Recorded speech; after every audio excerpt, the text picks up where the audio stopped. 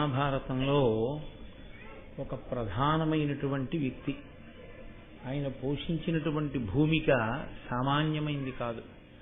ఇన్ని తరాలు ఆ సింహాసనం కోసం ఎన్ని దెబ్బలాటలు, ఆ రాజ్య విభాగం కోసం ఎంతంత అల్లర్లు, ఎంతంత స్వార్థాలు. ఆయన చేసినటువంటి తప్పు ఏమిటి అలా పుట్టడానికి అంటే చాలా చిన్న తప్పు. కానీ ఆ చిన్న తప్పు చేసినది సామాన్యమైన వ్యక్తి పట్ల కాదు, చాలా గొప్ప మహాత్ముడి పట్ల చేసినటువంటి దోషం. దోషం చెయ్యడంలో కానీ దానం చెయ్యడంలో కానీ ఈ రెండూ కూడా మనం ఎవరికి చేస్తున్నాం, ఎవరి పట్ల చేస్తున్నాం అన్నదాన్ని బట్టి దాని యొక్క వ్యగ్రత మారిపోతుంది. ఒక దోషం చేసినప్పుడు ఏదో ఒక సామాన్యుని పట్ల జరిగిందనుకోండి, అది ఒక స్థాయిలో ఫలితాన్ని ఇస్తుంది. అది ఒక మహాత్ముడి పట్ల జరిగిందనుకోండి, అది కట్టి కుడిపేస్తుంది. అది మామూలుగా ఏమి ఉండదు. భీష్ముడి జీవితం ఎంతటి ధర్మాత్ముడో, ఎంత మహానుభావుడో, ఎంత బాగా చదువుకున్నాడో, ఎన్ని తెలుసున్నవాడో, అలా అన్ని కష్టాలు పడ్డాడు. బహుశः మానసికంగా ఆయన పడినంత పరివేదన పడిన పాత్ర వేరొకటి కనపడదు. చిట్ట చివర తన మరణం ఎలా వస్తుందో తానే చెప్పుకోవలసినటువంటి స్థితికి దిగిపోవలసి వచ్చింది మనవలకి. ఎంత కష్టపడ్డాడో ఇటు పాండవుల్ని అటు కౌరవుల్ని చూసి.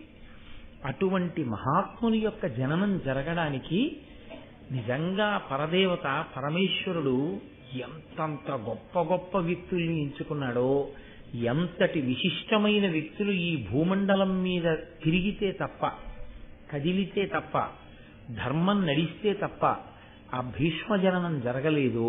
ఆ భీష్ముడు ఎందుచేత అసలు అంత గొప్పవాడయ్యాడో తత్సంబంధమైనటువంటి విషయములను వివరణ చేస్తుంది ఆదిపర్వంలో కొంత భాగం. భీష్ముడు అశాంతము ఉంటాడు మహాభారతంలో, ఏదో స్వర్గారోహణ పర్వం లాంటి వాటిలో తప్ప.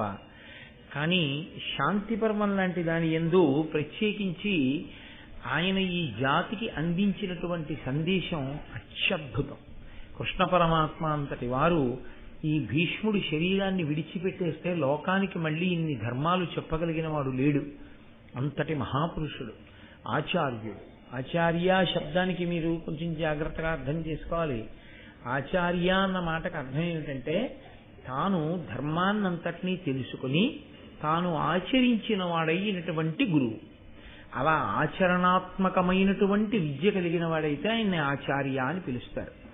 తెలుసు కానీ ఆయన ఆచరించాలి అని కాకుండా ఆయన బ్రహ్మజ్ఞానాన్ని పొంది ఉండడం చేత నిరంతరము ఈశ్వరుడు యందు రమిస్తూ ఉండిపోయేవారు కొంతమంది ఉంటారు. వారు తెలుసుకున్నవన్నీ ఆచరించాలని ఉండదు ఆ స్థితిలో. ఆ స్థాయి యందు తప్పు పట్టడం, దోషం పట్టడం, ఆచరణని అడగడం కుదరనటువంటి విషయాలు. ఒక భగవాన్ రమణుల వంటి వారు అదిగో ఆ స్థితిని పొందిపోతే వారు గురువులై ఉంటారు. కానీ ఆచార్య శబ్దంతో పిలవడం కష్టం. ఆచార్య శబ్దం అన్వయమైనటువంటి మహాపురుషుల్లో ఒకడు భీష్ముడు. ఆయన ఎంత గొప్ప స్థితిని పొందినవాడంటే ఆయన అత్యంత శ్రద్ధతో శంతన మహారాజు గారికి శ్రాద్ధం పెడుతుంటే ఆ కబళం కోసం భూమిలోంచి చీల్చుకుని శంతన మహారాజు గారి యొక్క చెయ్యి పైకొచ్చింది ఆ కబళం చేతిలో పెట్టమని.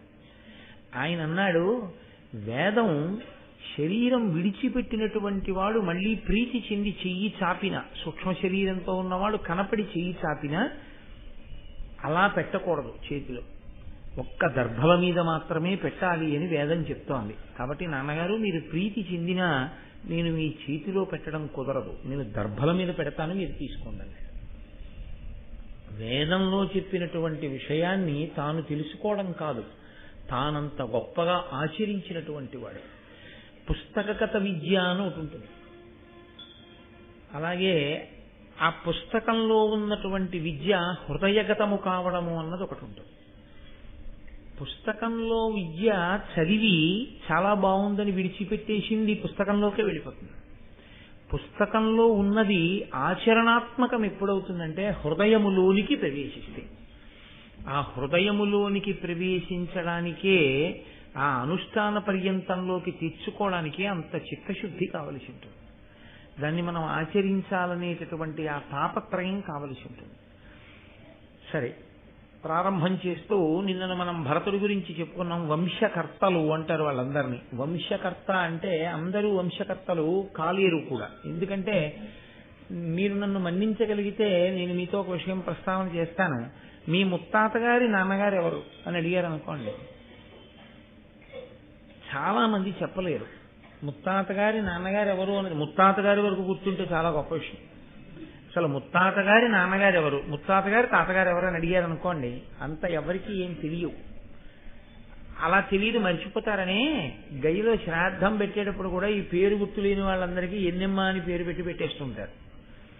కాబట్టి మనకి జ్ఞాపకంలో ఉండరు. జ్ఞాపకం చెయ్యవలసినంత గొప్ప స్థితిని కీర్తిగా కొంతమంది పొంది ఉండరు. సామాన్యంగా జీవితం వెళ్ళిపోతుంది. అంటే నా ఉద్దేశ్యం వాళ్ళని ఎంత మాత్రం చిన్నబుచ్చడం కాదు. వాళ్ళు మహానుభావులు, వాళ్ళు జన్మనివ్వబట్టే తాతగారు, తండ్రి గారు, నేను ఇలా వంశం పరిఢవిల్లుతోంది. కానీ వంశకర్త అన్న మాటకి పేరు ఏంటంటే ఆ వంశం ఇక్ష్వాకు వంశం అయితే, నిన్ననే మీతో మనవి చేశాను, రఘువు పుట్టిన తర్వాత రఘువంశము అన్నారు. అంటే ఆ వంశం పేరే మారిపోయింది ఆయన పేరు మీదుగా. అంతటి మహితాత్ముడై అంతటి గొప్పవాడైతే ఆయన్ని వంశకర్త అని పిలుస్తారు. మీరు వింటూ వస్తున్నారు ఆ వంశం ఎలా వెళుతోంది అన్న విషయాన్ని. ఎంతమంది రాజులు పుట్టినటువంటి వారు. అందులో మీరు మొన్నటి రోజు నేను ఉపన్యాసం పూర్తి చేసినప్పుడు యయాతి మహారాజు తన సంతానంలో పూర్ణికి రాజ్యాన్ని ఇవ్వడం దగ్గర విన్నారు. నిన్నటికి అది భరతుడి దగ్గరికి వచ్చింది. ఆ తరువాతి కాలంలో వచ్చినటువంటి చాలా గొప్పవాడు ఆ వంశ పరంపర అలా చాలా కాలం కొనసాగి వెళ్ళిపోయిన తరువాత ఆ భరత వంశము కురు వంశము అని పిలిపించుకుంది. అంటే వంశం మారిపోయిందని కాదు, వంశకర్త మళ్ళీ వచ్చాడు అని. అంటే అంతటి మహితాత్ముడు వచ్చాడు. ఆయన సంవరుణుడు తపతి అనబడేటటువంటి వారికి జన్మించినటువంటి వాడు కురుడు. ఆయన మళ్ళీ అంత ప్రఖ్యాతి వహించాడు. అందుకే ఆయన పేరు మీదుగా వంశం కురువంశం అని పిలువబడింది. వాళ్ళు యుద్ధం చేసినటువంటి క్షేత్రం కూడా కురుక్షేత్రము అని పిలువబడింది. అటువంటి వంశం నడిచి వెడుతోంది. అంటే దాని యందు మహాత్ములు పుట్టుకుంటూ వస్తున్నారు. ఈలోగా ఇక్ష్వాకు వంశంలో ఒక మహాపురుషుడు జన్మించి ఉన్నాడు. ఆయన పేరు మహాభిషుడు. ఆయన సామాన్యమైన వాడేం కాడు. ఆయన 1000 అశ్వమేధయాగములు చేశాడు. ఒక అశ్వమేధయాగం చేయడమే చాలా గొప్పది. కలియుగంలో అశ్వమేధయాగం లేదు. అసలు కలియుగంలో అశ్వమేధయాగము ఆచరించమని లేనే లేదు. కాబట్టి కలియుగంలో అశ్వమేధాన్ని సంకల్పము చేయకూడదు, కలియుగంలో అశ్వమేధాన్ని చెయ్యను చెయ్యరు, తప్పు అసలు. కలియుగంలో మరి అశ్వమేధయాగం ఏమిటి అని అడిగారు. అనాథ ప్రేత సంస్కారమే అశ్వమేధయాగం. ఎక్కడైనా సంస్కరించడానికి నావారన్న వారి లేకుండా ఎక్కడైనా అనాథ శవం పడుంటే ఆ అనాథ శవానికి సశాస్త్రీయంగా ఎవరు అంత్యేష్టి సంస్కారాన్ని చేస్తారో వారికి అశ్వమేధయాగం చేసినటువంటి ఫలితాన్ని ఆ ఖాతాలో వేస్తారు. అసలు చాలా ఆశ్చర్యకరమైన విషయం ఏమిటంటే సనాతన ధర్మంలో అత్యంత గొప్పదిగా చెప్పబడిన సంస్కారములలో ఒకటి అంత్యేష్టి సంస్కారం. ఇది మీకు అంత గొప్పగా అంత సమంత్రకంగా చేయడం అనేటటువంటిది చాలా చోట్ల చాలా విశ్వాసముల యందు కనపడదు. అది సనాతన ధర్మమునందు అంతర్భాగం. అందుకే దీన్ని సామాన్యులు కాదు ఆచరించడం. ఈశ్వరుడు అవతారాన్ని స్వీకరించినప్పుడు కూడా అనాథ ప్రేత సంస్కారం జరగకపోతే ఆయన ఒప్పుకోలేదు. రామచంద్రమూర్తి ఎక్కడెక్కడ అటువంటి వారితో తనకి సంఘం ఉన్నా వారికి అంత్యేష్టి సంస్కారం చేసి వెడుతుంటాడు. జటాయువుకు అంత్యేష్టి చేశాడు. రావణుడికి చెయ్యమని విభీషణుడిని ప్రోత్సహించాడు. నువ్వు చేయకపోతే నేను చేస్తానన్నాడు. వాలికి సుగ్రీవునితో చేయించాడు. ఆయన అనాథ ప్రేత సంస్కారం అనగా అసలు ప్రేత సంస్కారము జరగకుండా రామావతారం ఒప్పుకోలేదు. అలాగే కృష్ణావతారం. కృష్ణుడు దగ్గరుండి తిలోదకాలు ఇప్పించి మహానుభావుడు గోదానములు అవి చేయించాడు వెళ్ళిపోయినటువంటి పితృదేవతల పేరు మీద.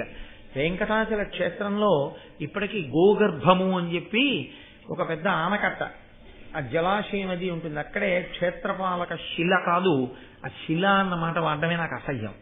క్షేత్రపాలక శిల ఏమిటి? శిల అయితే కదిలిక ఉండదు, ఏమీ ఉండదు. మహాశివరాత్రి నాడు అభిషేకం ఎందుకు చేస్తున్నావు అక్కడికి వెళ్ళి? క్షేత్రపాలక శిల అయితే అది క్షేత్రపాలక శిల కాదు, క్షేత్రపాలకుడు, వెంకటాచలాన్ని రక్షించేవాడు అన్నవాడెవరో తెలుసా అండి? వెంకటాచల క్షేత్రాన్ని పరమశివుడు రక్షిస్తూ ఉంటాడు. ఆయనే పెద్ద గోళాకారంలో ఆ గోగర్భంలో నీటిలో ఉంటాడు. ఒకసారి మనందరం వెళ్ళినప్పుడు కొంతమందికి నేను చూపించాను కూడా, అక్కడ కూర్చోబెట్టి విష్ణు సహస్రం అవి చదువుకున్నాం కూడా. అక్కడ మీరు కొంచెం గుహలా ఉంటుంది, అందులోకి వెళ్లి చూస్తే కృష్ణుడు పాండవుల చేత యుద్ధ భూమిలో మరణించినటువంటి అనేక మందికి ఉత్తమగతులు కలగాలి అని దానాలు చేయించినటువంటి గుర్తులు ఆ బండ మీద ఉంటాయి ఇప్పటికీ. కాబట్టి అసలు అంత్యేష్టి సంస్కారము అనేటటువంటిది అంత గొప్ప వైభవాన్ని సంతరించుకుంది. అందున అశ్వమేధయాగము అనేటటువంటిది ఆ యుగాల్లో చేశారు. ఈ యుగాల్లో అశ్వమేధయాగ కల్పాన్ని వాడటం కుదరదు. గుర్రాన్ని ఎవరు విడిచిపెడతారు?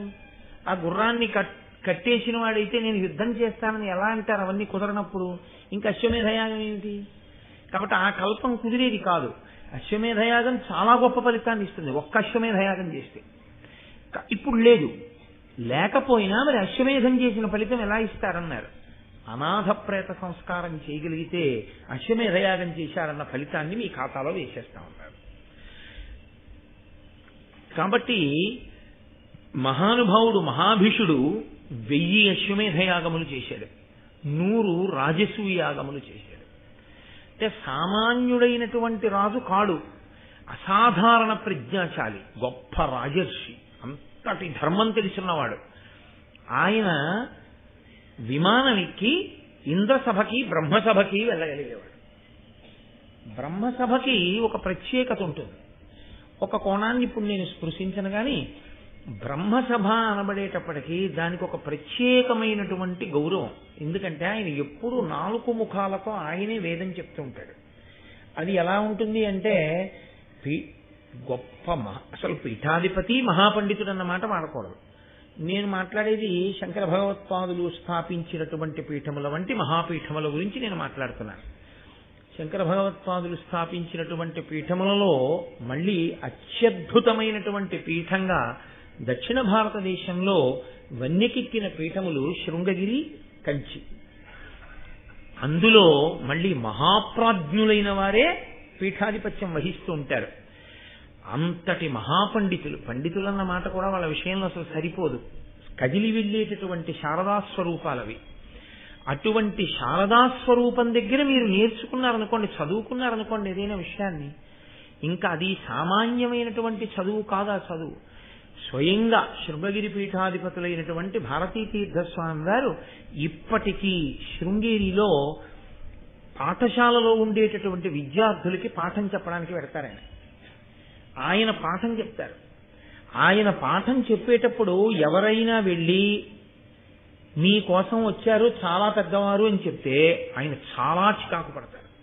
పిల్లలకి పాఠం చెప్పేటప్పుడు ఎక్కడ శృంగగిరి పీఠాధిపత్యం అండి, మాటల శృంగేరి పీఠాధిపత్యం అంటే అంత శృంగగిరి పీఠాధిపత్యం వహిస్తున్నటువంటి భారతీ తీర్థస్వామి వారు అంత జాగ్రత్త తీసుకుంటారు పిల్లలకి పాఠం చెప్పడం అంటే. ఎన్ని కోట్ల మందిలో ఏ ఒక్కడు ఆ అదృష్టాన్ని పొందుతాడు అటువంటి మహానుభావుడి దగ్గర పాఠం నేర్చుకోవడం అంటే? ఆయన వారి గురువు గారి దగ్గర ఆ ఉజ్జయిన్లో వారు చాతుర్మాస్యం చేస్తుంటే సిప్రా నదిలో స్నానం చేస్తే వెళ్తుంటే వారి కాళ్ళు పట్టుకున్నారు. నీకేం కావాలని అడిగితే మీ దగ్గర తర్కశాస్త్రం నేర్చుకుంటానన్నారు. స్వయంగా అభినవ విద్యాతీర్థ మహాస్వామి వారు కూర్చోబెట్టి భారతీ తీర్థస్వామి వారికి తర్కశాస్త్రాన్ని నేర్పారు. ఇప్పుడు భారతీ తీర్థస్వామి వారు ఎంతో మంది విద్యార్థులకి పాఠం చెప్తుంటారు ప్రతిరోజు. నేను భారతీ తీర్థస్వామి వారి దగ్గర ఫలానా చెప్పుకున్నాను అని చెప్పుకోవడమే జీవితంలో ఒక గొప్ప వరం. అటువంటిది సాక్షాత్తు చతుర్ముఖ బ్రహ్మ. నాలుక మీద సరస్వతీదేవి ఉంటుంది. నాలుక మీద సరస్వతి నర్తించేటటువంటి చతుర్ముఖ బ్రహ్మగారు 4 ముఖములతో వేదం చెప్తూ ఉంటారు. పరమేష్ఠి అని పేరైనకి. ఆ మహానుభావుడు ఆయన ఆధ్యక్షమునందు కూర్చుని ఉండగా అంత మర్యాదగా ఉంటుంది సభ. అక్కడ ఇంకా ఏ ఇతరమైనటువంటి కల్మషభూయిష్టమైన ఆలోచనలతో కూడినటువంటి ప్రవర్తన అక్కడ అంగీకరింపబడదు. బాహ్యాభ్యంతరముల యందు లోపల అటువంటి భావన ఉండకూడదు, పైన అటువంటి భావన ఉండకూడదు. ఆ స్థితికి చేరగలిగాడన్నవాడు మాత్రమే బ్రహ్మసభలోకి వెడతాడు తప్ప అక్కడికి వెళ్ళిపోవడం అనేటటువంటిది అసలు సాధ్యమే కాదు. దానికి తోడు మళ్ళీ బ్రహ్మసభలోకి వెళ్ళాలి అంటే చాలా చూస్తారు. ఇప్పుడు నేను అవన్నీ చెప్పడం కోరే విషయాలు కావనుకోండి. కాబట్టి అటువంటి బ్రహ్మసభలోకి వెళ్ళి నిలబడగలిగినటువంటి అదృష్టాన్ని బ్రహ్మగారి సభలో బ్రహ్మగారు మాట్లాడుతుంటే కూర్చుని ఆయన ఇచ్చిన ఆదేశాలను వినడం. బ్రహ్మగారు మాట్లాడడం అంటే ఎలా ఉంటుందో తెలుసా అండి? ఏమది సామాన్యంగా ఉండదు. ఆయన ఇప్పుడు ఈ కదలిక ఎందుకు వచ్చింది అని అడిగారు అనుకోండి, ఇంకొక 500 సంవత్సరముల తర్వాత ఇప్పుడు వచ్చిన కదలిక ఎందుకు వచ్చిందో అది ఆ తర్వాత దేనిగా పరిణమిస్తుందో చెప్తూ ఉంటారు సభలో. ఎందుచేతనంటే భూత భవిష్యత్ వర్తమాన కాలములు గుర్తిరిగిన మహాపురుషుడు, త్రిమూర్తులలో ఒకరు. బ్రహ్మగారంటే సామాన్యమైనటువంటి స్వరూపం కాదది. అటువంటి మహానుభావుడు ఆయన ఆధ్యక్షం వహించి మాట్లాడుతుంటే, కమల గర్భుడై కూర్చునుంటే ఆ సభలో నిలబడడం అంటే మాటలండి. మనుష్య జాతి గర్వపడవలసినటువంటి మహాపురుషులు వీళ్ళందరూ ప్రాతస్మరణీయులు. వీళ్ల పేర్లు తలుచుకున్నంత మాత్రం చేత, వీళ్ల గురించి విన్నంత మాత్రం చేత, వీళ్ళకి నమస్కరించినంత మాత్రం చేత ఈశ్వరానుగ్రహం కలుగుతుంది. అంతటి మహాపురుషులు. అందుకే మహాభారతం లాంటివి వినండి అని ఎందుకు చెప్తారంటే, అటువంటి మహాపురుషుల పేర్లు చెవిన పడితే చాలు. ఒరే ఎక్కడ విశేషం రా, 1000 అశ్వమేధ యాగములా, 100 రాజసూయ యాగములా, దివ్య విమానములు ఎక్కి చతుర్ముఖ బ్రహ్మగారి సభకి వెళ్ళడమా, ఇంద్ర సభకి వెళ్ళి ఇంద్రుడితో కలిసి కూర్చోవడమా, ఏమి వాళ్ళు పొందినటువంటి వైభవం. అంతటి మహానుభావుడు. ఆయనకి ధర్మం తెలియదనో, ఆయన ఆషామాషిగా ప్రవర్తించే వ్యక్తినో, ఆయనకి ఏవీ తెలియదనో మీరు అనుకోకూడదు. 4 సార్లు గణపతి హోమం గట్టిగా దగ్గర కూర్చుని ఆద్యంతం చూసిన వాడికి గణపతి హోమం ఎలా జరుగుతుందో తెలిసిపోతుంది. 1000 అశ్వమేధయాగములు, 100 రాజసూయాగములు చేసి, అన్ని దాన ధర్మాలు చేసి, అంత ధార్మికుడై రాజర్షి అయిన వాడికి తెలియనిది ఏముంటుందండి? బ్రహ్మగారి సభలో ఎలా నిలబడాలో ఆయనకి తెలియదు, బ్రహ్మగారి సభలో ఎలా ప్రవర్తించాలో ఆయనకి తెలియదు. ఇదే కొత్తగా వెళ్ళాడు ఆయన. ఆయన ఎన్ని పర్యాయములు వెళ్ళాడో బ్రహ్మసభకి. అటువంటి మహాపురుషుడికి ఒక ఆశ్చర్యకరమైన రీతిలో మనస్సు కదిలింది అంటే ఏమనుకోవాలి? నేను మీతో మొన్న మనవి చేశాను. ఏదో ఒక గొప్ప మేలు ఈ భూమికి చేయడం కోసం పరదేవత సంకల్పం చేసింది అని మనం అనుకోవలసి ఉంటుంది. లేకపోతే అసలు అటువంటివి సంభవించే అవకాశాలు ఉండవు. మీరు ఈ ధర్మ సూక్ష్మానికి ఎక్కువ ప్రాధాన్యత ఇవ్వండి. సంఘటనకి, సంఘటన యొక్క వర్ణనకి పెద్ద ప్రాధాన్యత ఇవ్వకండి. అది సంఘటనని నేను సంఘటనగా కేవలం స్పృశించి విడిచిపెట్టేస్తే చాలు. కానీ దాని వెనక ఉండే ధర్మ సూక్ష్మం ఏమిటి? ఆయన ఎటువంటి మహాపురుషుడు, ఆయన మనస్సు కదలడం అంటే మాటలా, దేనికి కదిలి ఉంటుంది, దాని పరిణామం ఏం జరిగింది ఇవాళ మనకి వెంటనే తెలుస్తోంది. కాబట్టి వ్యాసుడు ఇచ్చారు కాబట్టి, నన్నయ్య గారు ఇచ్చారు కాబట్టి మనకి తెలిసిపోతుంది తర్వాత ఏం జరిగిందో. అప్పుడు అలా ఎందుకు జరిగిందో అక్కడ ఉన్న వారికి తెలియదు. ఒక్క బ్రహ్మగారికే తెలుస్తుంది అలా ఎందుకు జరిగిందో. ఆ బ్రహ్మగారి నాలుకని కూడా కదిపింది పరదేవత. ఆవిడ ఏమి చేయలేదు. ఆవిడ సృష్టికర్త, స్థితికర్త, ప్రళయకర్త, ఆమె బిడ్డలు. ఆమె ఏమైనా చేయగలదు. కాబట్టి అటువంటి తల్లి సంకల్పమేమో ఈ మహాభీషుడు వెళ్ళి బ్రహ్మగారి సభలో నిలబడ్డాడు. మహాతల్లి ఆవిడ దేవలోకంలో ప్రవహిస్తుంది మందాకిని అన్న పేరుతో, భూమి మీద భాగీరథి అన్న పేరుతో ప్రవహిస్తుంది, పాతాళంలో భోగవతి అన్న పేరుతో ప్రవహిస్తుంది. 3 పేర్లతో ప్రవహించిన ఆవిడ మాత్రం ఒక్కరే, త్రిపథగా గంగ. అంతటి మహనీయ మూర్తి. గంగని పరమశివుడికి భార్యగా ఎక్కడా పౌరాణికంగా చెప్పడం కుదరదు. సంప్రదాయంలో కూడా గంగని భార్యగా చెప్పడం కుదరదు. ఆయన కేవలం భరించాడంతే. నేను వేరొక చోట మీకు ఈ అనుమానం రాకూడదు అని ముందుగా ఈ మాట అంటున్నాను. ఇప్పుడు ఈ మహాభీషుడు నిలబడున్నాడు ఎదురుగుండా, గంగమ్మ కూడా వచ్చి నిలబడింది. అకస్మాత్తుగా గాలి వేసింది. ఈ గాలి వేయడం అనేటటువంటిది, గాలి కదలిక ఒక మహత్తరమైన విషయాన్ని సృష్టిస్తుంటుంది మహాభారతంలో. ఒకసారి దేవయాని శర్మిష్ఠ బట్టలన్నీ అలాగే కలిసిపోయాయి గాలి వేస్తే. ఇక్కడ ఆవిడ కట్టుకున్న వస్త్రము కొద్దిగా భ్రంశమైంది. ఇటువంటి మహాభీషుడు, ఎంతటి మహానుభావుడు! అందరూ తలతిప్పుకున్నారు. ఆయన ఒక్కడు ఆవిడ వంక చూసి ఆయన మనస్సు యందు కామప్రచోదనం అయింది. ఆంతరమునందు బాహ్యమునందు కనిపెట్టగలిగిన వాడు బ్రహ్మగారు. ఆయన చూసి అన్నారు, ఈ సభ యందు ఎలా ఉండకూడదో అలా ఉన్నావు, కాబట్టి నువ్వు మర్త్యలోకమునకు వెళ్ళిపో, నువ్వు భూమి మీదకి వెళ్ళి మనుష్యునిగా పుట్టు. ఏమంటే బ్రహ్మగారి నోటి వెంట రావాలంటే శిలవైపోదువుగాక అనవచ్చు. యుక్తాయుక్త విచక్షణ లేకుండా ప్రవర్తించావు కాబట్టి నీవు ఒక జంతువు అయిపోదువుగాక అనవచ్చు. నువ్వు బ్రహ్మరాక్షసుడవగుదువుగాక అనొచ్చు. ఆయన అనలేదు. ఆయన నీవు మనుష్యలోకమునందు జన్మించదవుగాక అన్నారు. అసలు ఈ అనడం వెనక పరదేవత ఉంది అని మీరు గుర్తుపట్టాలి. ఆయన బ్రహ్మగారి నోటి వెంట మాట వచ్చేటట్టు చేసింది కూడా పరదేవత అయితే ఆ సంఘటన చేయించింది కూడా పరదేవతే అని మీరు అంగీకరించవలసింది. కాబట్టి ఇప్పుడు ఆయన నోటి వెంట ఏ మాట వచ్చిందో ఆ మాటకి ఔదల దాల్చి మహాభిషుడు మర్త్యలోకమునందు అనగా మనుష్యలోకమునందు పుట్టాలి. ఆయన అన్నాడు, మీరు శాపవాక్కు విడిచిపెట్టారు, నేను తప్పకుండా ఔదల దాలుస్తాను. తప్పు ఒప్పుకోగలిగినటువంటి గొప్ప స్థితి, చిన్న తప్పు, దానికి నేను మర్త్యలోకంలో పుట్టనా అని అడగలేదు ఆయన. నిజమే, ఎందుకు కలిగిందో నా మనస్సులో అటువంటి కదలిక కలిగింది. కాబట్టి మీరు ఇచ్చిన శాపాన్ని నేను అంగీకరిస్తున్నాను, కానీ నాకు ఒక వరం కావాలి. ఇప్పుడు భూమండలంలో మహానుభావుడు, రాజర్షి, గొప్ప ధర్మాత్ముడు, వేదం చదువుకున్నవాడు, తపస్వి, మహాపురుషుడైనటువంటి వాడు ప్రతీపుడు ఉన్నాడు. ఆ ప్రతీప మహారాజు గారు ఇదిగో ఈ భరత వంశంలో వచ్చినటువంటి వాడు. ఆయన భార్య పేరు సునంద. ఆ ప్రతీపునికి నేను కుమారుడిగా పుడతాను తప్ప మీరు చెప్పినట్లుగా మర్త్యలోకానికి వెళ్ళడానికి నాకు అభ్యంతరం లేదు, కానీ ఎవరి కడుపున పడితే వాళ్ళ కడుపున పుట్టమంటే మాత్రం నేను అంగీకరించాను. ఏమి ఈ మాట ఎందుకు అనాలి? ఏ ప్రతీపుడికి పుడితే మాత్రం మనుష్యుడు కాడే అంటే కాదు. సాధారణంగా లోకంలో ఉండే నియమం ఏమిటంటే తండ్రి కలిగిన పిన్ని దానమేలా అని లోకంలో ఒక సూక్తి. అనగా తండ్రి అనేటటువంటి వాడు బ్రతికి ఉంటే ఇంకా అంతకన్నా పిన్నిది అక్కర్లేదు. తండ్రి ఎప్పుడూ ఏం ఆలోచిస్తూ ఉంటాడో తెలుసా అండి? భార్య ఒంట్లో బాగులేదు, కొడుకు ఫోన్ చేశాడు, నాన్నగారనే అమ్మ ఎలా ఉందన్నాడు. మీ అమ్మకి జ్వరంగా ఉంది, ప్రతిరోజు రాత్రి జ్వరం వస్తుంది, డాక్టర్ గారికి చూపించాను, తగ్గట్లేదు, 10 రోజుల నుంచి మందులు వేసుకుంటోంది, సరిగ్గా భోజనం అవి సహించట్లేదు, చాలా ఇబ్బంది పడుతోంది అని తండ్రి చెప్తాడా?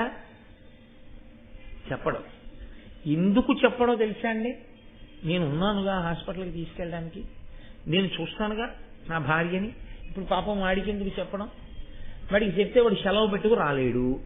2 ఏ ఆ శనివారాలో కలిసి వస్తే వాడు రావాలి. ఇప్పుడు చెప్తే వాడు అక్కడ సరిగ్గా తింటాడో తినడో, ఏ బెంగ పెట్టుకుంటాడో, అమ్మ ఎలా ఉందో అనుకుంటాడో ఏమో. ఎందుకు వాడికి చెప్పడం? చక్కగా ఉందిరా మీ అమ్మ. నాన్నగారండి ఏదో అమ్మకోసారి ఫోన్ ఇవ్వండి అన్నాడు అనుకోండి, ఆ ఫోన్ ఇలా పట్టుకుని కాసేపు వాడితో సంతోషంగా మాట్లాడు, బెంగ పెట్టుకుంటాడు అని ఇస్తే, బాగున్నాను రా, ఆఫీస్కి వెళ్ళొచ్చాను, అది ఇదేని అమ్మ మాట్లాడేస్తుంది. వాడు అక్కడ సంతోషంగా తిరుగుతాడు. వాడికి ఎప్పుడు తెలుస్తుంది?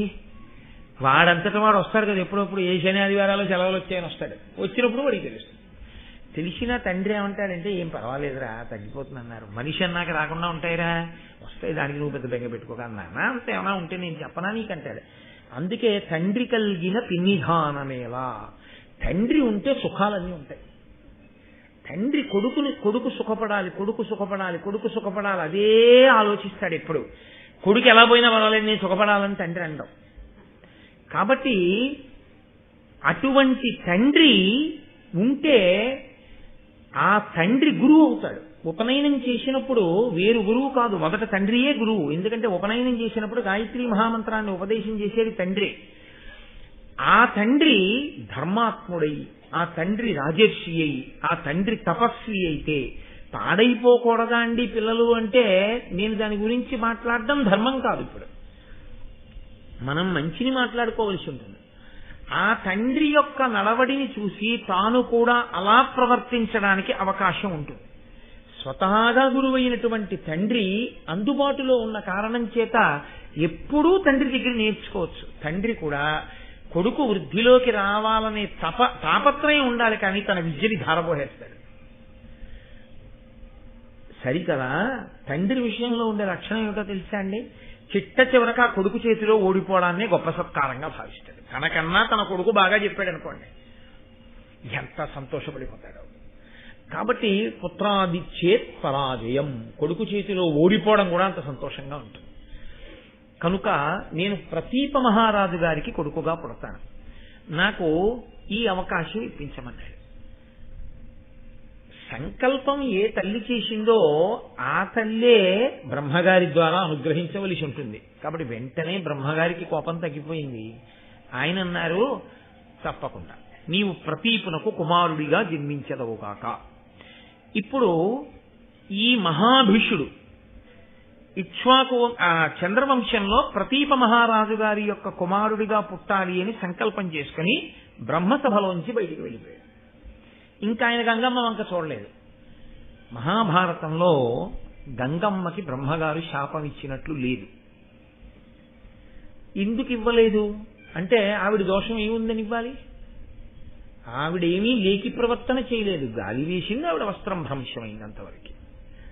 కానీ తన వైపు అలా చూసి అంత శాపానికి గురి భూమండలం మీద రాజుగా పుట్టడానికి అంగీకరించి వెళ్ళిపోతున్నటువంటి మహాభీషుని యందు గంగకి అనురాగం అంకురించి ఆవిడ కూడా వెనకాల వెళ్ళి, ఈయన భూమి మీద పుడుతున్నాడు కాబట్టి నేను కూడా ఇప్పుడు భూమి మీద నా అంశతో కనపడతాను, సాకారముగా నేను కనపడతాను.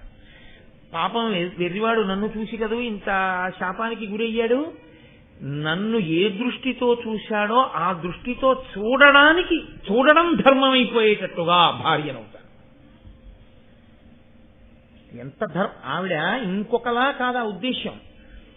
అప్పుడు మహాభిషుడు ఏ రూపంతో ఏ పేరుతో భూమండలం మీదకి వస్తాడో ఆ రూపానికి ఆ వ్యక్తికి గంగమ్మ భార్య అయితే అప్పుడు ఆ మహాభిషుడు ఏ పేరుతో పుట్టాడో ఆ పేరుతో గంగని భార్యగా స్వీకరించిన తరువాత ఆ దృష్టితో చూడడానికి, కామదృష్టితో చూడడానికి అభ్యంతరం రాదు. ఎందుకంటే కామము ధర్మంతో ముడిపడుతుంది. అయ్యో ఇంత దెబ్బతిన్నాడు కాబట్టి నేను కూడా అలా పెడతాను అంటే ఆడ మనసుగా, తల్లి మనసుగా, విశాల హృదయంగా గంగ ఆలోచించి ఆవిడ కూడా ఒక నిర్ణయం చేసుకుని వెడుతోంది. ఈ వెడుతున్న సమయంలో అష్టవసువులు ఆవిడికి కనబడ్డారు. అష్టవసువులు పవిత్రాత్ములు, మహానుభావులు వాళ్ళు.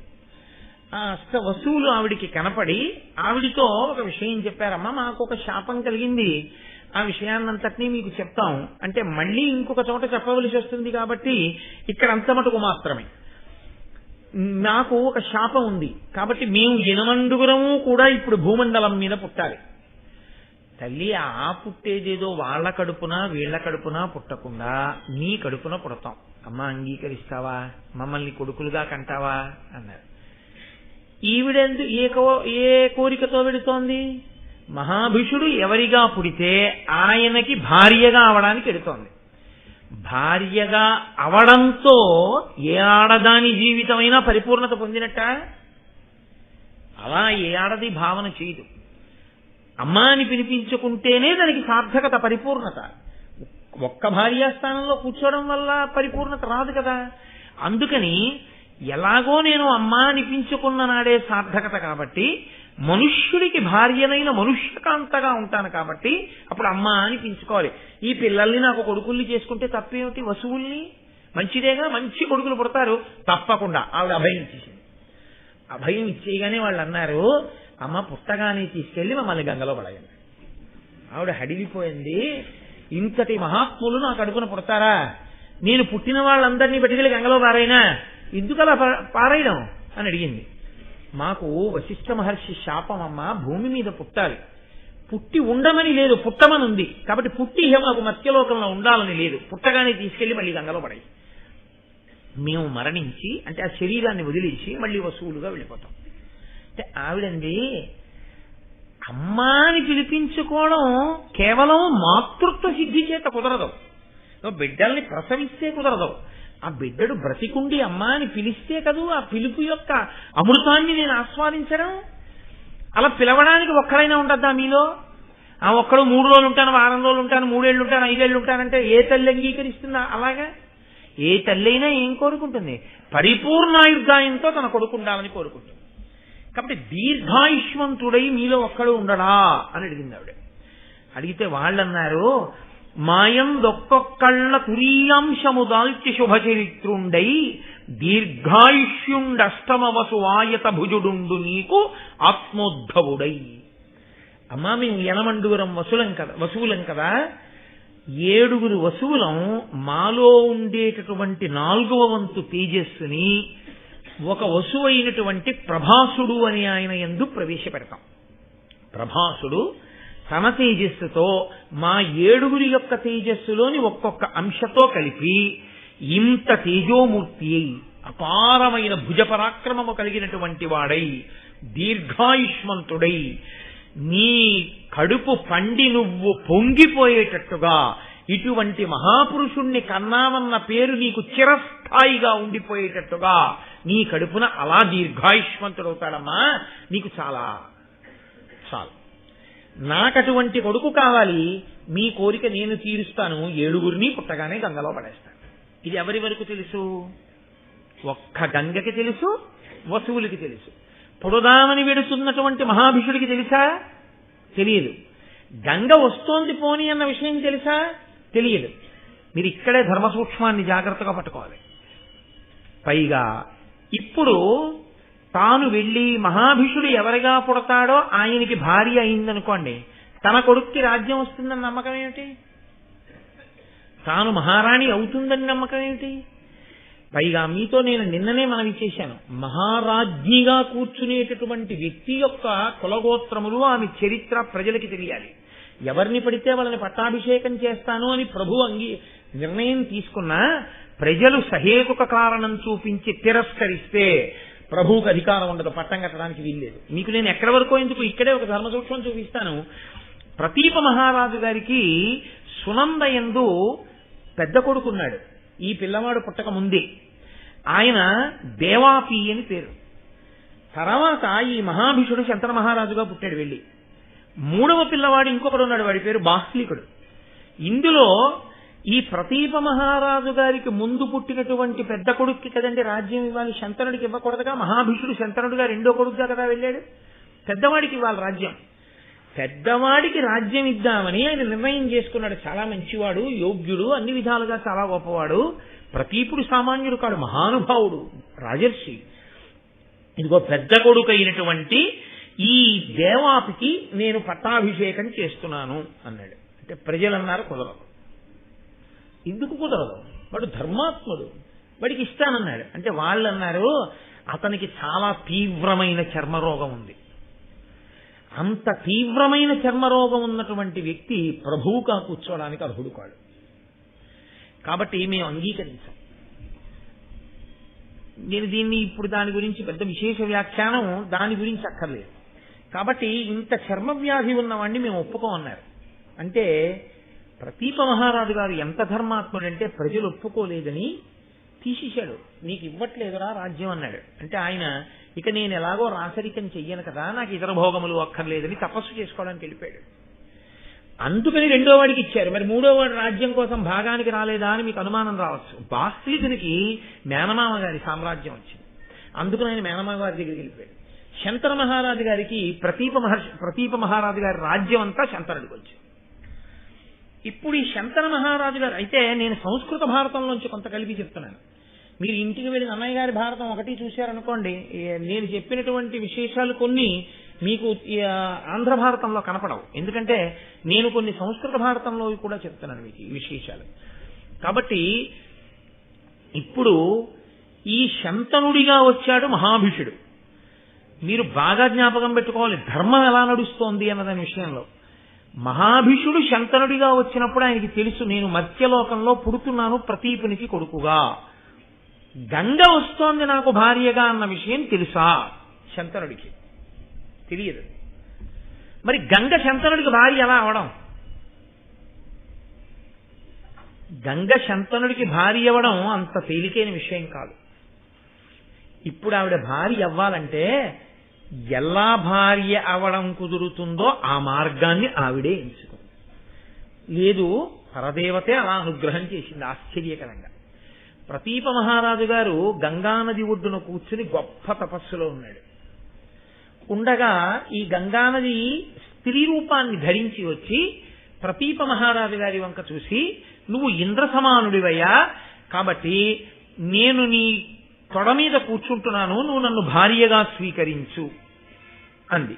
అని ఏను జహ్నుకన్య ఇంద్ర సమాన నీ సద్గుళావులకు సంతసిల్లి భానుతేజ నీకు భార్యగా వచ్చితి ఇష్టమున పరిగ్రహింపు నన్ను అందావిడ. ఏను జహ్నుకన్య, నేను జహ్ను యొక్క కూతుర్ని. జహ్నువు తాగి కుడిచివిలోంచి విడిచిపెడితే జాహ్నవి అయింది ఆవిడ. కాబట్టి నేను జహ్నుకన్యని. ఓ ఇంద్ర సమాన అంటే ఇంద్రునితో సమానమైన వాడా, నీ సద్గుణావళులకు సంతసిల్లి భానుతేజ, నీ సద్గుణాలు విని నేను చాలా సంతోషించాను, నువ్వు నన్ను భార్యగా స్వీకరించు అంది. అని ఆయన కుడి తొడ మీద వెళ్లి కూర్చుంటే ప్రతీపుడు కళ్ళు విప్పి చూశాడు. చూసి ఆయన అన్నాడు, అనిన ప్రతీపుడిట్లనియే అంబురుహానన అగ్నిసాక్షికంబున పరిణీతయైన సతి బొల్పుగా ఒక్కతగాని అన్యులన్ మనమునయేనియుంతలప మానిని ఇట్టి జితాత్ము నన్ను ఇట్లని పలుకంగ నీ కగునే అన్యుల పల్కిన ఎట్ల బేలవై. నాకు వ్రతం ఉంది, నేను ఏకపత్ని వ్రతుణ్ణి. నేను మనసులో కూడా అన్య స్త్రీని ఆ స్థానంలో ఊహ చేయను. నా భార్య ఒక్కతయందే నా యొక్క భార్య దృష్టి తప్ప అన్య స్త్రీల యందు నేను మానసికంగా కూడా ఎప్పుడూ అటువంటి భావన చెయ్యను. కాబట్టి పిచ్చిదానా బెలా, నువ్వు నన్ను ఇలా అడగచ్చా భార్యని చేసుకోమని? అయినా నువ్వు వచ్చి నా తొడ మీద కూర్చున్నావు. కూర్చున్నప్పుడు కుడి తొడ మీద కూర్చున్నావు. కుడి తొడ మీద కూర్చునేటటువంటి అధికారం ఒక్క కొడుక్కి, కూతురికి, కోడలికి మాత్రమే ఉంది. తనకి బిడ్డలుగా ఉండేటటువంటి వారు ఎవరున్నారో కొడుకు, కోడలు, కూతురు కుడి తొడ మీద కూర్చుంటారు. ఒక్క భార్య అయితే ఆమె ఒక్కతే మాత్రమే ఎడమ తొడ మీద కూర్చోవాలి. వామాంకస్థిత జానకీ పరిలసత్ కోదండ దండం కరే చక్రం చోర్ధకరేణ బాహుయుగళే శంఖం శరం దక్షిణే అని కదా భద్రాచల రామచంద్రమూర్తి గురించి శంకర భగవత్పాదుల శ్లోకం. వామాంకస్థిత జానకీ పరిలసత్, ఎడమ తొడ మీద కూర్చుంది అమ్మవారు. అది భార్యాస్థానం, శాస్త్రం అంగీకరిస్తోంది. ఎడం పక్కన ఉన్న భాగం భార్యాస్థానము అని. కాబట్టి నీవు ఎడమ తొడ మీద కూర్చుంటే నాకు భార్యాస్థానాన్ని అడిగిన దాని అవదు. నా కుడి తొడ మీద కూర్చున్నావు కాబట్టి నా కూతురివి కావు, నా కొడుకువి కావు. కాబట్టి నువ్వేమవ్వాలి? నా కోడలివి అవ్వాలి. నా కోడలివి అవ్వాలంటే నాకు కొడుకు పుడతాడు ఎప్పుడో అప్పుడు. ఎందుకని? పెద్ద కొడుకు తపస్సు చేసుకోవడానికి వెళ్ళిపోయాడు, రెండవ వాడికి రాజ్యం ఇవ్వాలి. ఆ కొడుక్కి నిన్ను భార్యని చేసుకోమని నేను చెప్పి వెళ్ళిపోతాను. ఇంత ధర్మాత్ముడు, ఇంత రాజర్షి అయిన వాడు కోడల్ని నిర్ధారించి వెళ్ళాడు. మా నాన్నగారు చెప్తే చేసుకున్నానని చెప్పి చేసుకుంటే ఇక కుల పెద్దలు కాని, పౌరులు కాని, పురోహితులు కాని అడ్డు పెట్టడానికి ఏం లేదు. ఆవిడ సచ్చరిత్ర కింద లెక్క. ఆవిడ కడుపున పుట్టిన బిడ్డలకి రాజ్యాధికారం వస్తుంది. ఎంత చమత్కారం జరుగుతోందో చూడండి. కాబట్టి ఇప్పుడు ప్రతీపుడు ఆమెకి మాట ఇచ్చాడు, గంగ వెళ్ళిపోయింది. మళ్ళీ జలస్వరూపాన్ని పొందేసింది. కొంతకాలం అయిపోయింది. మహాభిషుడు, ఎవరు మహాభిషుడు? పేర్లు ఇన్ని వాడడంలో మర్చిపోకూడదు. బ్రహ్మసభలోకి వెళ్ళి చూసినవాడు ఆయన ఉన్నాడే, గంగమ్మని చూసినవాడు. ఆ మహాభిషుడు ఇప్పుడు శంతన మహారాజుగా పుట్టాడు. ఈ శంతన మహారాజు మళ్ళీ చాలా ధర్మాత్ముడు. ఎంతటి ధర్మాత్ముడు, ఎంతటి రాజర్షియో, ఎంతటి గొప్పవాడు. ఆంధ్ర భారతంలో లేదు కానీ సంస్కృత భారతంలో శంతన మహారాజు గారి గురించి చాలా గొప్ప విషయం ఒకటి వ్యాస భగవానుడు ప్రతిపాదన చేశాడు. అసలు ఆయనకి శంతనుడు అన్న పేరు ఎందుకు వచ్చిందో చెప్పారు వ్యాసుల వారు. యం యం కరాభ్యాం స్పృశతి జీర్ణం ససుఖమశ్నుతే పునర్ యువాచ భవతి తస్మాత్తం శంతనం విదుహు.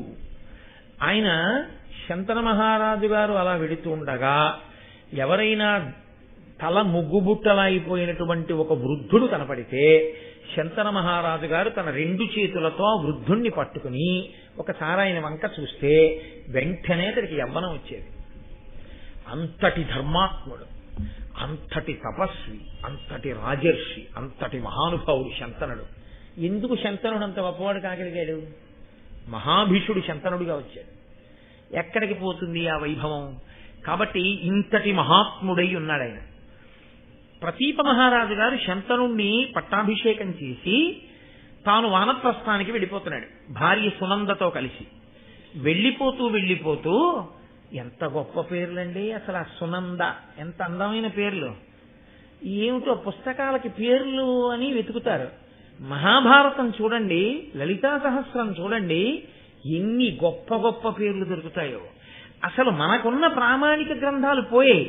ఏ పేరు పెట్టుకుంటే అందమైన పేరో, ఏ పేరు పెట్టుకుంటే మనకు అభ్యున్నతి కలుగుతుందో ఆ పేర్లన్నీ వదిలేశాం. అక్కర్లేని పేర్లు ఏవో కొన్ని అక్షరాలు కలిపి దానికి అర్థం ఉందో లేదో కూడా తెలియదు. నన్ను ఈ మధ్య ఎవరో ఒక ఆయన అడిగారు కూడా, అసలు దీనికి అర్థం ఏమైనా ఉందా అండి? నేను ఏమీ అర్థం లేదు బాబు, తప్పు కూడా అలా పెట్టుకోవడం అని చెప్పాను. అందుకని అలాంటి పేరు ఒకటి తెచ్చి పెట్టుకుంటారు. కాబట్టి సునంద ఆ ప్రతీపుని యొక్క భార్య పేరు. ఆయన సునందాదేవితో కలిసి వానప్రస్థానికి వెళ్ళిపోయాడు. వెళ్ళిపోతూ కొడుకుతో చెప్పాడు, ఒకానొకప్పుడు నేను గంగ ఒడ్డున తపస్సు చేసుకుంటూ ఉండగా ఒక స్త్రీ వచ్చి నా కుడి తొడ మీద కూర్చుంటే నేను ఆమెకి వరం ఇచ్చాను, నా కొడుకు నిన్ను వివాహం ఆడతాడని. నీకు మళ్ళీ ఏదో ఒక రోజున గంగానది ఒడ్డున ఆ స్త్రీ కనపడుతుంది. కనపడినప్పుడు నేను వరం ఇచ్చానని గుర్తేమిటో తెలుసా? నీ మనసు ఆమె యందు మగ్నమవుతుంది. గంగ కదిలి రావడానికి కావలసినటువంటి కారణం ప్రతీపుని ద్వారా తీరేటట్టు కదలికి వచ్చింది. ఇప్పుడు ప్రతీపుడి నోటి వెంట వచ్చింది ఆ మాట. నీకు ఏనాడు అలా నీకు పరిచయం లేనటువంటి ఒక స్త్రీని చూసినంత మాత్రం చేత నీ మనసు లగ్నమవుతుందో ఆనాడు నువ్వు జ్ఞాపకం తెచ్చుకో, నేను మాట ఇచ్చింది ఆమెకే, లేకపోతే శంతనుడి యొక్క మనసు అలా లగ్నం అవదని గుర్తు. ఆమెని నువ్వు కులగోత్రములు అడగవలసిన అవసరం లేదు, మా తండ్రి ఆజ్ఞ అని నువ్వు వివాహం చేసుకో అని చెప్పాడు. పితృాజ్ఞ తప్పకుండా నాన్నగారు మీరు ఆజ్ఞాపించినట్లే జరుగుతుంది అన్నాడు. ప్రతీప మహారాజు గారు వానప్రస్థానికి వెళ్ళిపోయాడు. శంతన మహారాజు గారు మహానుభావుడు రాజ్యం చేస్తున్నాడు, ఆయనకి వివాహం కాలేదు. చాలా కాలం అయిన తర్వాత ఒక రోజున గంగానది ఒడ్డున వేట కోసమని వెడుతూ విహారం చేస్తున్నాడు. గంగా స్త్రీ రూపం ధరించి కనపడింది. వెంటనే ఆయన మనసు ఆమె యందు అనురక్తమైంది. నాన్నగారు ఏమీ అడగకూడదన్నారు, నా మనసు ఇవ్వాలి ఈమె యందు లగ్నమైంది. ఆయన ఊరుకున్నాడు. ఆమె కూడా గ్రహించింది, ఓ ఈయన మనసు నా యందు లగ్నమైంది అని. ఆయన ఎప్పుడూ అలాంటి చూపు చూసేవాడు కాడు, చూశాడు కాబట్టి ఆమె కనిపెట్టగలిగింది. కనిపెట్టి ఆవిడంది వచ్చి, నీవు నన్ను భార్యని చేసుకోవాలి అని కోరుకుంటున్నావు, నేను నీ భార్యనవుతాను, కానీ ఒక్క షరతు. ఎందుకు ఈ మాట అనాలి అంటే, గంగ వసువులకి మాట ఇచ్చింది, పుట్టిన పిల్లల్ని తీసుకొచ్చి గంగలో పడేస్తాను. ఇప్పుడు తనకి స్వేచ్ఛ ఉండాలి పిల్లల్ని అలా పడేయడానికి. లేదనుకోండి, భర్త అనుమతి లేకుండా పిల్లల్ని తీసుకెళ్లి అలా నీటిలో పారేస్తే ఎలా కుదురుతుంది? తప్పు అవుతుంది. కాబట్టి ఆమె అంది శంతనుడితోటి, భూనాథ నీకు భార్యంగా నన్ను పరిగ్రహింపగడుకొని ఇష్టంబేని సమయంబు సేయము, మానుగా నాకిష్టమైన మార్గము ప్రీతిన్. నీవు నన్ను భార్యగా స్వీకరించాలి అనుకుంటే నువ్వు నాకొక ప్రమాణం చెయ్యి. నేను నీకు భార్యని అయిన తరువాత నేను ఏది చేస్తున్నా నువ్వు ఇది చెయ్యవద్దని అనరాదు. నీవు నన్ను ఎప్పుడూ ఏ విషయంలోనూ ఇలా ఉండకూడదని నిర్బంధించరాదు. అలా అయితే నిన్ను వివాహం చేసుకుంటాను. తండ్రి గారంతటి వాడు ఆజ్ఞ ఇచ్చాడు, శుభమే జరుగుతుంది కాబట్టి, లేకపోతే తండ్రి గారు ఎందుకు చెప్తాడు? కాబట్టి తప్పకుండా అలాగే నీ మాట నేనెన్నడూ కాదనను. మహానుభావుడు శంతనుడు ఏమనుకుంటాడండి, ఏదో ఆ జరత్కారు చూడండి, నువ్వు ఏమైనా సరిగ్గా నా ఎందుకు గౌరవం తక్కువ చేసి ఉంటే వెంటనే నేను మీ అన్న ఇంటికి పంపించి నేను తపస్సు పెడతానన్నాడు జరత్కారుడు. ఆవిడ అనుకుందా, సూర్యాస్తమయం అవుతోందని నిద్ర లేపితే నేను లేవకుండా సూర్యుడు వెళ్తాడా, ఎలా పెడతాడు, నన్ను ఎందుకు లేపి, అగౌరవం కాదా, సూర్యుడికి ఉన్న వాటి గౌరవం నీకు లేదా అని ఆయన వెళ్ళిపోతాడు అనుకుందా ఆవిడ. అలా ఇక్కడ కూడా ఏమైందంటే ఆ మహాడిగితే ఏమడుగుతుంది, మహారాజుని ఎందుకు వద్దని ఎందుకంటాను, ఏ పాట అడుగుతుందిలే అని అలాగే అన్నాడు. వివాహం అయిపోయి ఇద్దరూ సంతోషంగా ఉన్నారు. పండంటి కొడుకు పుట్టాడు. రాజుకి అసలు వంశం వంశం వంశం కలవరించిపోతారు. ఎందుకంటే మీరు ఒక విషయాన్ని బాగా జ్ఞాపకం పెట్టుకోవాలి, రాజు తను పరిపాలించడంతో పూర్తి అయిపోదు. కన్న బిడ్డలు ఎటువంటి వారో ప్రభువుకి తన ప్రజలు ఎటువంటి వారు. తల్లి తండ్రి చూడండి, ఓ ఆడపిల్ల పుట్టింది, ఓ మగపిల్లాడు పుట్టాడు. ఆయనకు 25,000 జీతం వస్తోంది. 25,000 జీతం వస్తుంది కదా, వాడికి జరిగిస్తున్నాను వీడిని జరిగిస్తున్నాను, అయిపోయింది. పెళ్లిళ్ళ ఏమో అప్పటికి మనం ఉన్నామో ఉండమో, లేకపోతే వాళ్ళ పెళ్లి ఎలా జరుగుతుందో ఏమో అప్పుడు చూద్దాం అని చెప్పి తినేస్తాడు ఏంటి వచ్చిన డబ్బంతాను. ఆడపిల్ల పుట్టిందని నెలకో 1,000 రూపాయలు పట్టుకెళ్ళి ఏ ఆర్డీఓ ఫిక్స్డ్ డిపాజిట్లో ఏవో వేసి ఆడపిల్ల కోసం దాస్తాడా?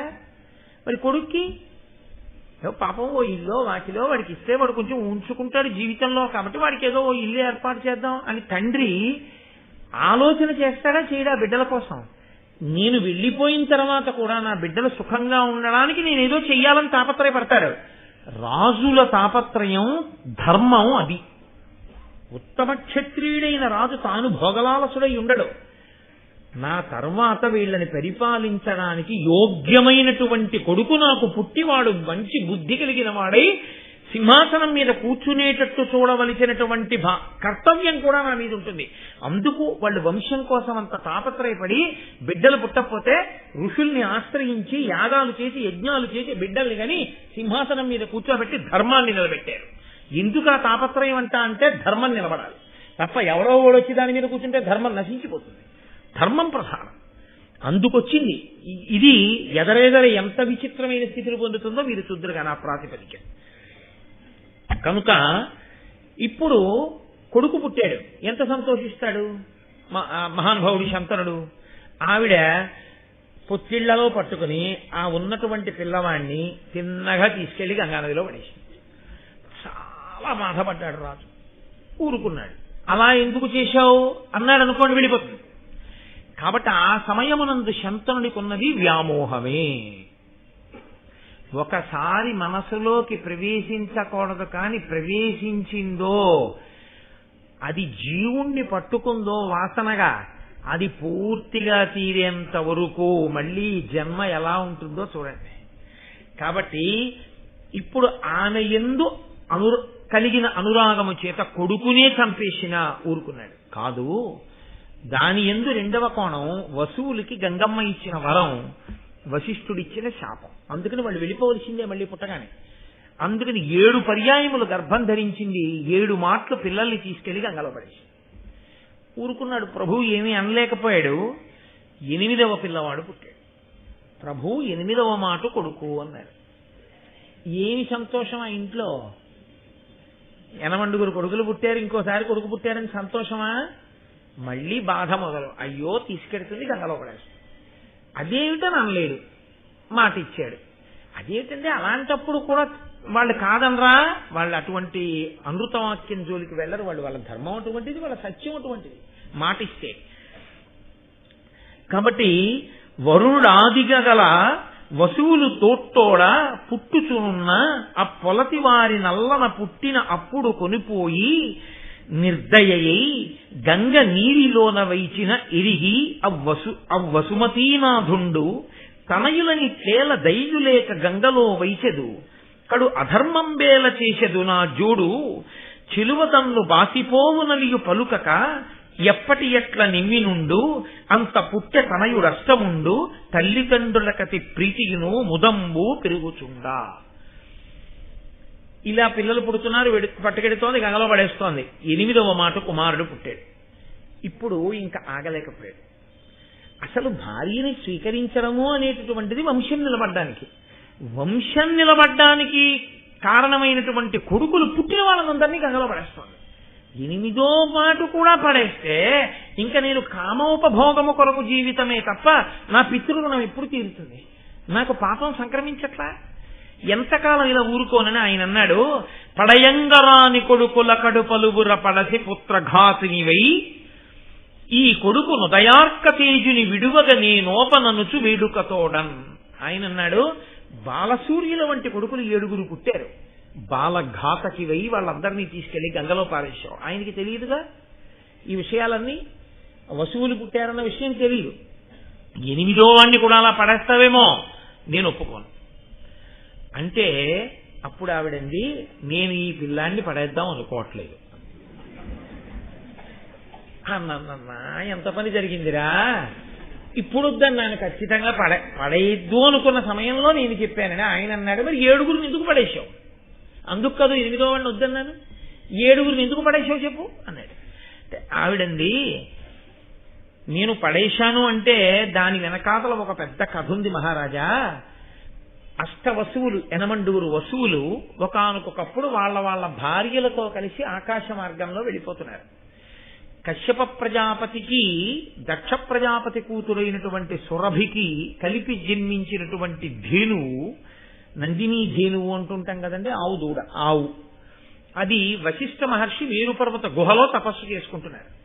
ఆయనకి హవ్యకవ్యములు అంటారు. అంటే ఈ యజ్ఞయాగాది క్రతువుల యందు కావలసినటువంటి ద్రవ్యముగా, ప్రధాన ద్రవ్యముగా ఆ ఆవు పాలు, ఆవు పేడ, ఆవు పెరుగు, ఆవు నెయ్యి, పంచగవ్యాలు అన్నీ ఆవులోంచే వస్తాయి. అవి లేనినాడు ఎవరేం చేయగలరు? కాబట్టి ఈ ధేనువు యొక్క పాలని ఆయన వాడుకుంటుంటాడు. అదిగో అక్కడ తపస్సు చేసుకుంటున్నాడు.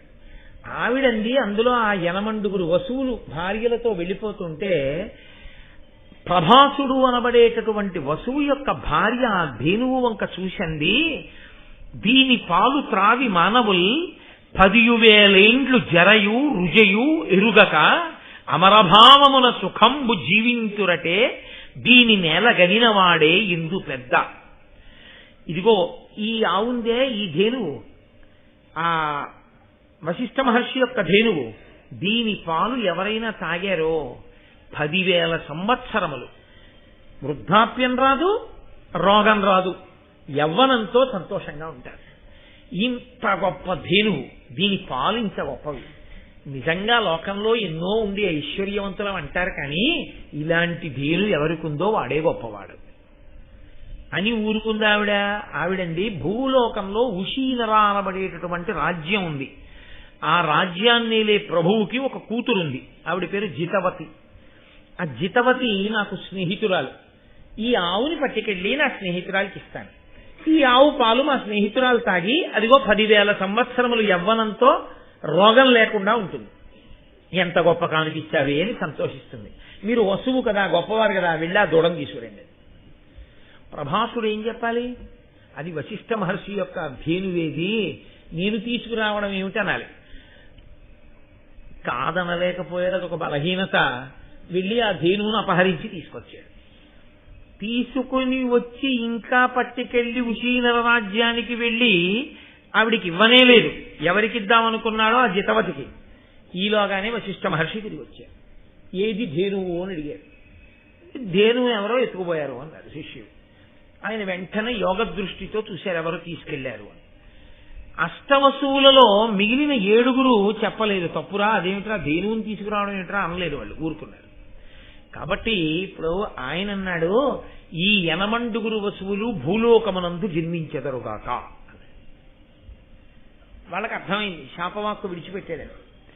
8 పరుగు పరుగున వచ్చి వశిష్ఠ మహర్షి యొక్క పాదాల మీద పడ్డారు. అటువంటి మహానుభావుడు పట్ల చేసిన చిన్నాపచారం కూడా కట్టి కుడిపేస్తుంది. అందుకే లోకంలో ఎప్పుడు ఏం చెప్తారో తెలుసా అండి? పెద్దల జోలికి వెళ్ళకండి, పెద్దల జోలికి వెళ్ళకండి అని చెప్తారు. ఎందుకంటే అది కట్టి కుడపడం ప్రారంభం చేసింది అనుకోండి, మీరు ఎక్కడికి వెళ్ళినా తప్పుకోలేరు.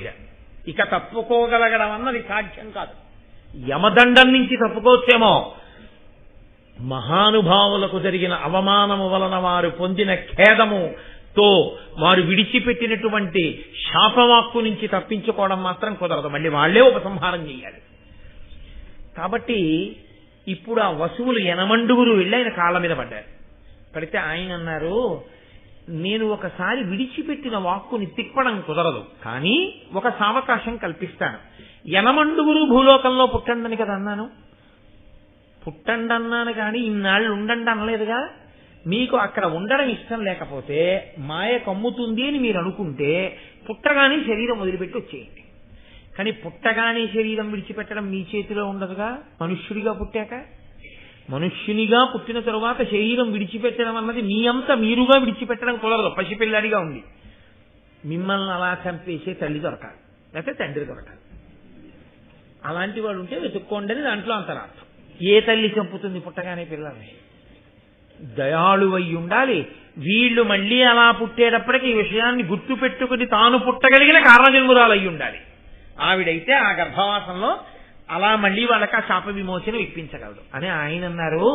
చేసిన దోషానికి అందరినీ ఒక గాట కట్టి శిక్ష ఎలా వేస్తాను? అలా వేయడం కుదరదు.